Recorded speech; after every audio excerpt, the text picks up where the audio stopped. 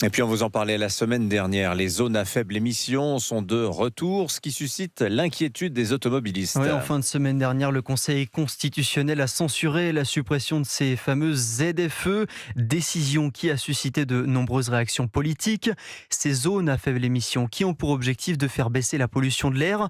Mais la France est-elle le seul pays à être aussi exigeant en Europe, Aurélien Fleureau ? En Europe, il existe plus de 300 zones de restriction pour les véhicules les plus polluants dans 14 pays. Le dispositif a démarré en Suède dès 1996. Il ciblait les poids lourds qui roulaient au diesel. À chaque fois, la mise en place a été progressive avec des dérogations, comme en France, en Italie par exemple. Eh bien, s'il y a au moins 3 personnes dans la voiture, elle sera autorisée à rouler même si elle est considérée comme polluante. Ces dernières années, ce type de dispositif s'est étendu chez nos voisins.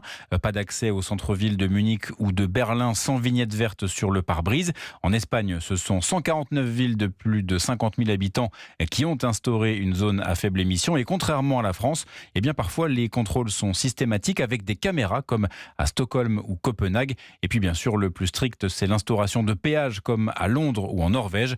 À chaque fois, des amendes sont prévues pour les contrevenants, mais c'est très disparate. 100 € en Allemagne, 200 à Madrid, 350 en Belgique, jusqu'à plus de 1 000 € à Londres. En comparaison, la France est plus raisonnable, 68 € pour les particuliers, 135 € pour les poids lourds. Aurélien Fleureau du service économie d'Europe 1.